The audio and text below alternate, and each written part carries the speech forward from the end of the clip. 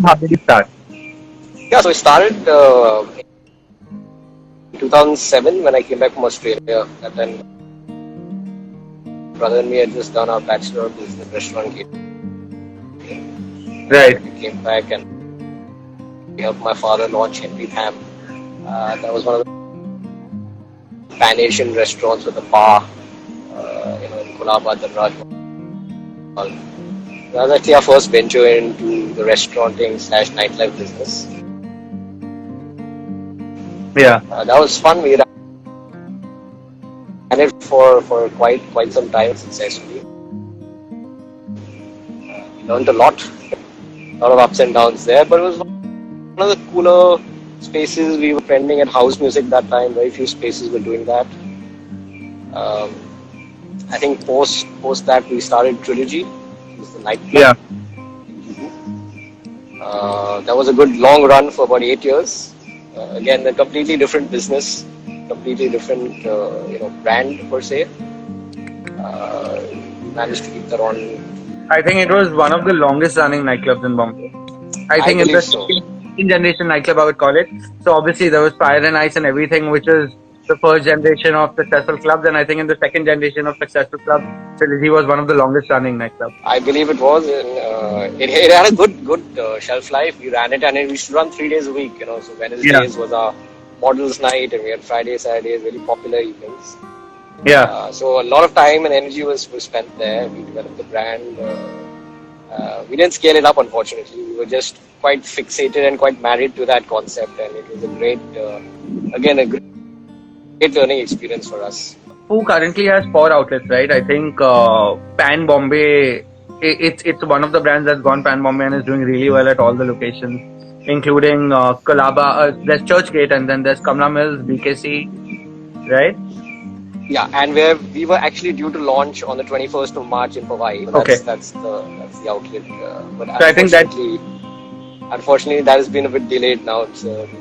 yeah. So are you still planning to basically, are you going to immediately launch it as soon as the lockdown ends, or is it delayed by a couple of months till things settle? So yeah, it's difficult to answer that question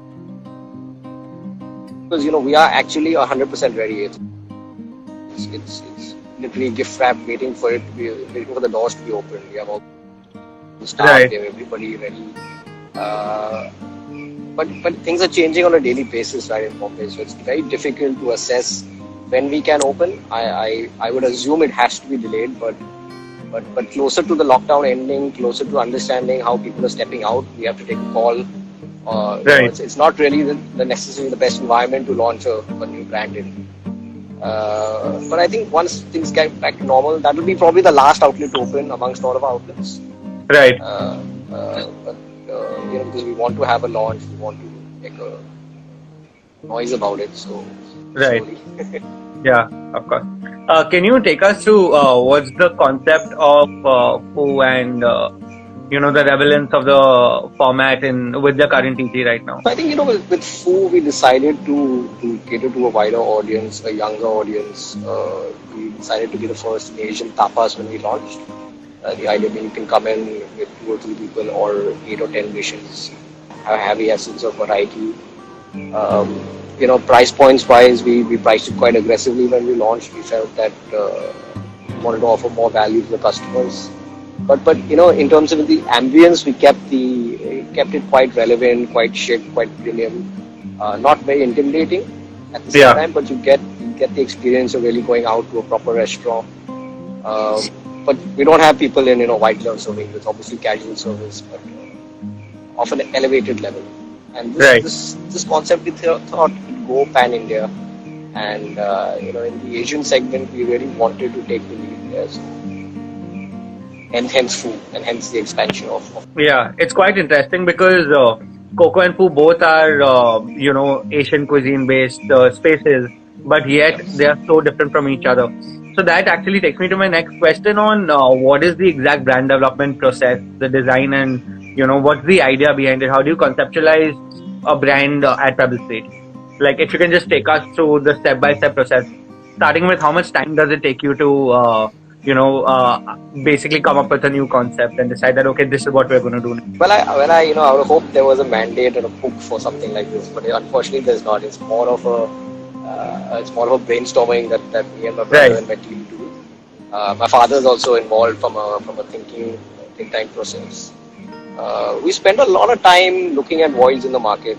Once we identify that void, we try to fill it with different ideas. There's a lot of back and forth that goes on amongst various members of our team. Right. So it's not just one person calling the shots. We sort of weigh the options again and again. I think from the ambience perspective, we sort of look to create a new, fresher look. Don't keep it in the typical Asian segment because we're trying to cater to the younger audience. We feel that Right. a fresher approach rather than the old Chinese chandeliers and the whole red Yeah. aspect that we wanted to avoid. Um, in terms of the food, it's important to understand that we wanted to have a good mix of international dishes. We feel authenticity is required in a large scale. I think people are traveling more. The exposure to Asian food is quite different from back in the day. If Right. you look at the older generation, they wanted the sweet corn chicken soup and a chili chicken, and that was it. Yeah. Uh, but the palate has evolved quite drastically with the newer audience coming in.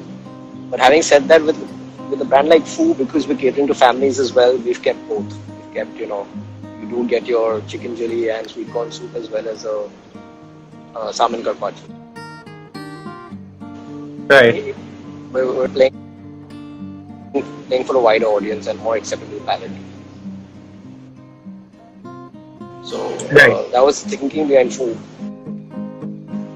So you want to know about Coco as well? Was that? Right now, both, and then eventually, question wise, you can just pick out whatever the more specific brand is, and then maybe answer towards that. So with Coco, it was, actually when we were launching Coco, we found that there was no Asian bar, believe it or not, in that segment, a premium Asian bar Yeah. in town, if Liverpool is considered town now in those days. So we definitely found the right spot that thought we can cater to this audience. Ryan and me have grown up in South Mumbai, and a lot of the audience did want another Henry Tham. Yeah. A lot of people called it an evolved version of Henry Tham when we launched. But I think in a nutshell, we were able to cater to an international audience via the bar, and the food really took the front, the front Definitely. point, and we were really popular with the dim sum and sushi, not the only place we did it at that point of time. And we stuck to authenticity, and it played out quite well. Touch wood, it became very popular, and that gave us the confidence actually to go forward with more brands. Again, when we were conceptualizing the brand, the idea behind it was to create a fun, chic Asian experience. A lot of the events we do center around that. The look, feel of Coco is centered around that. It's not extremely premium. It's Right. extremely warm. The color palette that we used, everything from your menu to the logo to the branding that we do, all was subtle, modern Asian. Not to play people who were doing it. We tried to stick to, I like brands such as Sexy Fish, Zuma. We took some inspiration from these brands as well. This is for Coco. What they're doing. Yes. And we definitely felt that this could be an international concept one day. Probably take it to the Middle East, showcases. Right. And also, so as you said, right, while Poo and Coco both have a great audience that actually come in for the bar, but the food was always in the center of it. Yeah, so most places either take the bar or the food positioning. It's a very dangerous and difficult game to play if you're trying to achieve both. Yeah. With Coco, we were fortunate enough to sort of get the right balance. Right. The weekends really gets pumped up and people come out to have a drink, and it's important because our business model was structured like that. We needed the customer to come in and have drinks and food, not just food and one drink. Right. And especially, I think with Dimmy behind the bar, that is something that was great to achieve because, especially in terms of the cocktails, Coco was quite famous. Can you take us through what was the thought process while building the bar? So, Dimi's been a dear friend all throughout, and he was, quite essential. He helped us with the Good Wife as well in terms of the menu. His exposure again internationally, he had a lot of international flavors and concepts that he wanted to bring in. So, we teamed up with him. His thinking behind the bar menu was, again to offer an authentic experience of what's going on globally, and that I feel really worked. Indians adapted well to it.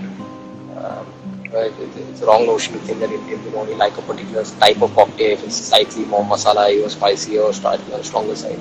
I think they accepted a wide range of things we sort of made.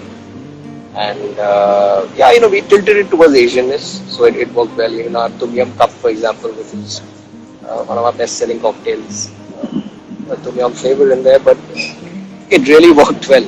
So we're quite happy with that. And of course, Eric, our chef, is from Malaysia. Again, has the international experience, so he's able to bring that to the table. Right. So while this takes care of the food and the bar, what do you do to specialize on the service front? Service, I think, is all about being attentive. Our team has been well trained. There's daily trainings happening. We invest a lot in our team. Really reward them if they recognize on any platforms, especially social media. If some customer takes the time out to recognize somebody, they're duly rewarded. But there's a lot of training that goes into it. They really need to understand the brand, and we really spend a lot of time making them try the cocktails, try the food, because eventually they're the salesmen, right? They're the front. That's the first point of consumer experience for anybody who walks in. Yes. Your first point is your valet, your security guard, Yeah. your server. Everyone has to be trained in a certain manner to achieve that level of service. Because in a city like Bombay, people expect a lot in terms of service. Yeah. It's quite different when you go to any European city versus Bombay. Bombay, the expectation is extremely high. Massive.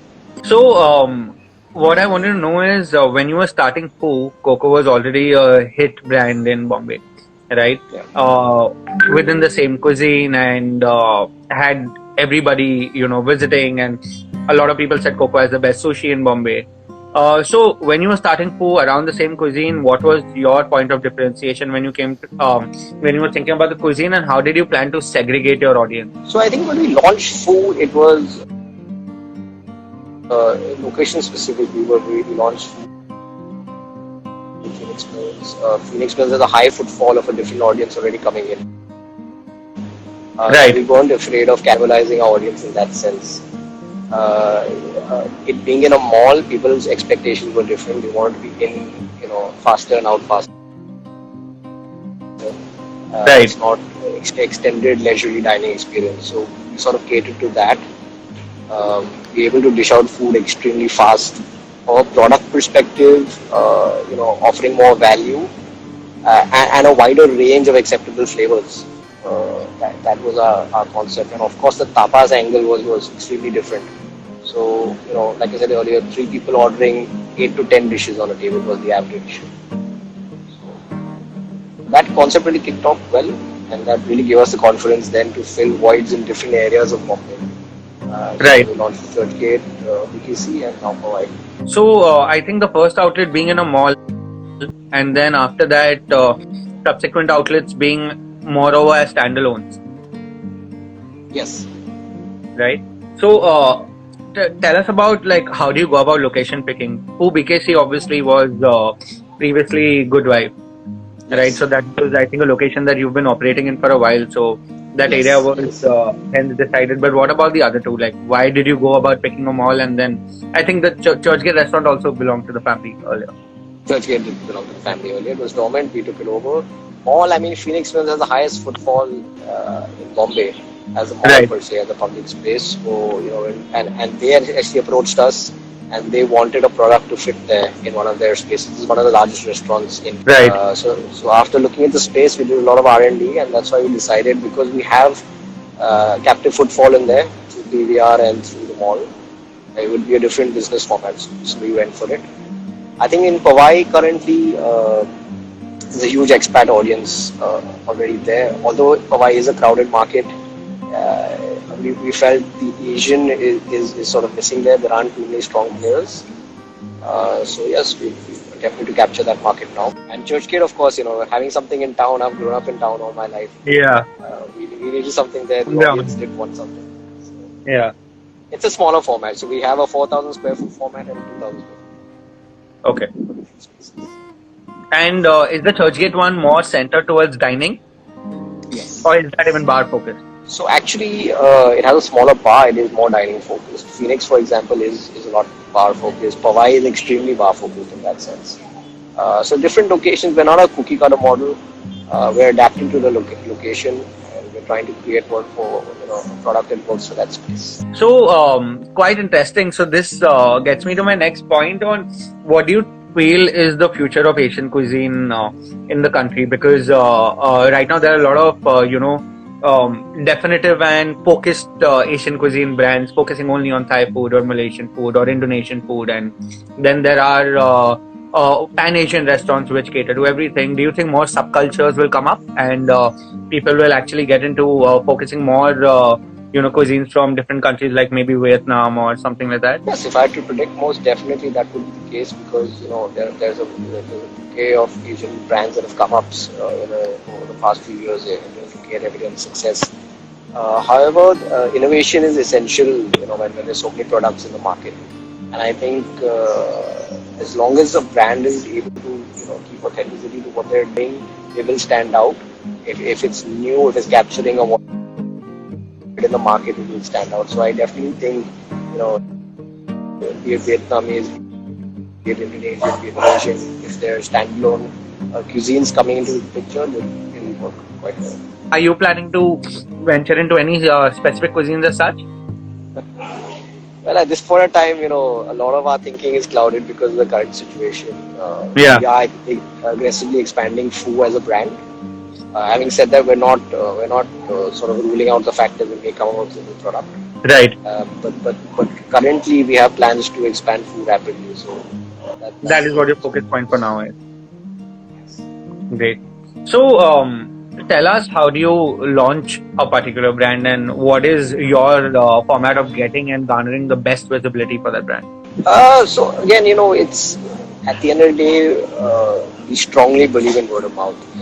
Yeah. That's one of your best route to market. So when we do that, we do a lot of trials. We invite a lot of our guests coming in, and we hope that the product's right. Because if the product's right, people will talk about you, and the word will get around. Apart from that, I think most people have their set format of launches. Be it via PR, social media, various marketing techniques, and all the agencies to you. But I think a good selection of everything coming together is really important. Much on launch of a product, I stress a lot of time and energy into getting the product right. We firmly believe once you have the product right, you call in people, they are your marketeers. They will go out and they will talk about the brand, and they will make it successful for you. So that's been our whole and sole focus from day one. We're quite meticulous in terms of what needs to be dealt with in what way, and that's key for us. Right. So actually, you already partly answered my next question, but I'm still going to dish it out. I wanted to check with you on a format like Coco, because again, Coco relies mostly on word of mouth and PR versus digital and advertising, right, as a brand. So what is the best way to go forward when you create a brand in a premium sector like that? I think when you create a brand in premium sector, there's a lot of nurturing one has to do with the clientele coming in. Me and Ryan personally are there a lot on important nights and on it. And again, the expectation is quite high. So a lot of love needs to be shown to that side of the audience, because they're spending a lot of money, and they respect your brand, and you have to really be focused with them. Yeah. In terms of PR, I've had a lot of help through various publicists that have come in, but generally it's we don't overextend ourselves with PR. Generally, people come to ask us questions. We're happy to answer and try and showcase the brand as much as possible. Great. And So both your existing formats are focused on giving people a great experience when they walk in. But now keeping the current scenario in mind, I think deliveries is something that's going to take up a lot of tempo. So do you think that you're going to be adapting to the current scenario and trying and change the format a little bit? Yeah, this has been a question raised on many panel discussions and actually a lot of people within the industry. Unfortunately, restaurants aren't geared for delivery per se. Right. The economics of a restaurant cannot support only delivery. Cloud kitchens and delivery restaurants can. We pay True. high over fixed costs and rentals, etc. So it's very Right. difficult to sort of cater to that. However, given the current situation, I predict for the next month or two, we're already delivering cocoa and food, already delivering currently, doing quite well. So definitely focus will be there because people, sort of scared to step out currently. But as a format, that's a small part of our business. Our main business is the dining experience. Right. If we had to create a subsect of a brand, that would be different. Different economics for delivery. And the orders and the momentum traction that you're getting, are you satisfied with that? Is it as per expectations? It's actually when we launched food, it was more than usual actually, more than when we were operational pre-COVID. So there was a big response. Right. I think by that time people had already got very frustrated of eating food, not being able to step out. So there was a surge of orders, and now I think a lot of brands have come up online. And so now is the real challenge where you sort of market yourself and be at the top of your game. Safety is of course a huge concern.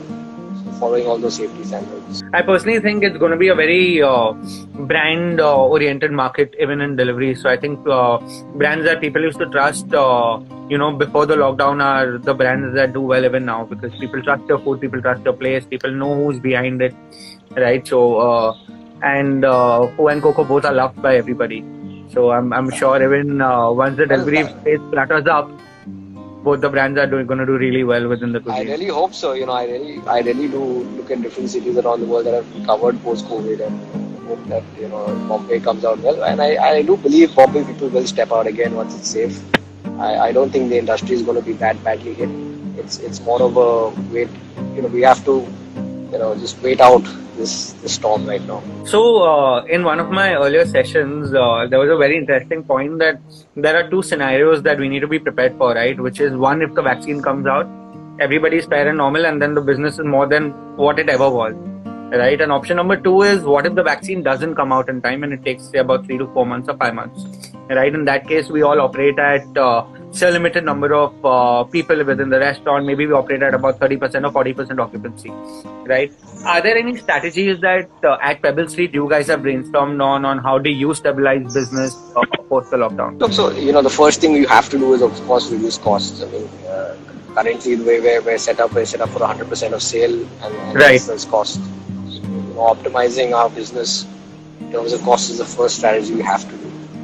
I think building consumer confidence is key. Like you mentioned earlier, they have to believe that your brand is safe and it's a safe environment to come and dine in, which I think we will communicate well enough to our guests. But on the whole, like I said, I think it's a 60 to 90-day period that one has to suffer, because we are physically distancing right now, like everyone's saying. Socially, we're still very active, and we will continue to be socially active. Even if the older audience is a bit concerned about stepping out, the younger audience definitely will step out at some point of time. They have to be more social. So I definitely see the tide turning within, once everything is a little bit safer. And honestly, I think the lower end of the segment will rise up first. So, post lockdown, your kebab on the road and say a Shiv Sagar will be quite crowded first. I don't think there'll be any backlash for that side of things. It's our side that will sort of take some time to recover, but we will. Right. The value proposition definitely benefit first, and then people start spending more. Yeah, no, it's also the audience. Look, I don't think a big segment of the audience, which is people are going to the roadside spaces, they're not going to care much about. Right. They're still traveling in trains, going to be full of people, and all of that. So they are going. Their lives are going to be normal. Us dining out at higher end spaces and all, we are a bit more concerned about stuff. That's my personal view on this. Also, so we actually had a question from the Mumbai Foodie team. Sure. They are actually doing a survey behind. Do you think that brands will conceptualize specific experience for groups of about 4 to 20 people at their houses? So, considering dining out might be affected, but a lot of people would want to venture into experiences at home. So, do you think this is something that brands would want to look into, and perhaps your company? Do you think that this is something that you would want to create? Most definitely, I think, as long as we are able to give an experience, we would as a company like to explore that, not just actually setting up in someone's home, giving them a cocoa experience or a food experience could be a feasible option. And it's happening in spaces like Hong Kong as well. They're being Yeah. very innovative. Restaurants are open in Hong Kong, and they are Yeah. following this format. They are doing stuff like this. So definitely, that can be one of the new aspects to the business. I don't know how big a market it is. It will develop over time, but that can go. Health Trio has a question to ask on how has quarantine changed the food industry. I'm guessing their questions more towards dining in, dining out, deliveries, and also cooking at home. Couple of aspects that maybe you're adopting personally, and things that even in the industry, some steps and procedures that you're following back end at the restaurant to keep it hygienic. So of course, when we launched delivery, the first steps we took was to ensure anybody coming in, temperature checks were happening, sanitization of the space, daily sanitization of every individual coming close to food. Where we're actually checking temperatures of the C and Swiggy riders that are coming to collect our food, and we're double bagging food as it goes out. These are the general global guidelines that we are following as a brand. Right. Um, on the personal front, I don't think much has changed. I'm just cooking more because I'm stuck at home. So that's good. We have someone else who's asking, do you think that a lot of fusion restaurants popping up has had a dent on some authentic restaurants serving food? Or has there been a cuisine shift of that sort? At the end of the day, I think the customer decides what products work and don't work. And I'm a big fan of authenticity and authentic food in that sense. And there have been certain fusion restaurants that have popped up that have worked well, but generally standalone food concepts have worked better, in my opinion, and they have more of a brand impact. Great. We have Megha asking, how can startups launch just last year get customers back and still get new people coming in? Well, like I said, it's all about weathering the storm currently. No matter what you do in the first month is going to be a huge challenge. But going forward, once customer confidence comes back in, it's all about your marketability then. Yeah. How you're able to sort of stand out from the crowd and be noticed. But my sincere advice is everything is product driven. If you have a good product, you will survive. If you have a good product, people will come back to you. No matter, you may have the best PR and brand strategy, product is everything. Fair. The J Cafe is asking, would Pebble Street consider venturing into a delivery-only mass brand to diversify their portfolio and to mitigate some risk of in the post-COVID era? This is the daily conversation I'm having with my team, and as an ever-evolving marketing, one has to consider these options. I would basically be taking a call post the lockdown. Which segment we want to target in a big way. But I'm definitely now warmer to the idea of looking at delivery kitchens all over the space, because there is a race for it, but there's also an evident danger because Swiggy is cutting back, Zomato is cutting back on their own cloud kitchens. They aren't seeing the success of it. Yeah. There's a big question to be answered as to how do you be successful as an online brand. A lot of money is being burnt behind it, so it's you have to tread carefully there. Arya is asking, how has the supply chain of imported ingredients been affected, and can one overcome the disruption going forward? I think this is also a question that I personally had to ask you later. The supply chain has been a huge challenge. I have our team running around Bombay trying to pick up vegetables right now to sort of get to our menu, and we've had it's an everyday battle we're facing. The import from Thailand, where most of our vegetables used to come from, has almost become zero. No flights coming in. There is some talk about it happening next week, where some shipments are coming in. But the interim period is touch and go. It's every day what's available, keep things available, not available. It's a real challenge. I think supply chain in India in general from imported ingredients has been one of our toughest. Do you think you'll be customizing the menu once things start off if there's a supply chain issue? I would have to. I would have to. I'll not be able to serve the same menu with substandard products. So, everything is important, but quality is key. So if it's not available, we would change. We'd have to do. Okay, so Nihal's survey has a suggestion. There are companies like Eco Foods in Pune who are running organized supply chain. You must reach out to them. Okay. Thanks, Nihal. I think this is something that's being put out here. Anuj has another industry-specific question. Do you see landlords being flexible towards going forward and maybe reducing contracts on lower ends and maybe even get into rev share? How has your experience been so far? It's been a mixed bag experience. I think eventually all landlords will understand that they need to partake in a situation like this. They've all been claiming they have LRDs and they have bank EMIs to pay.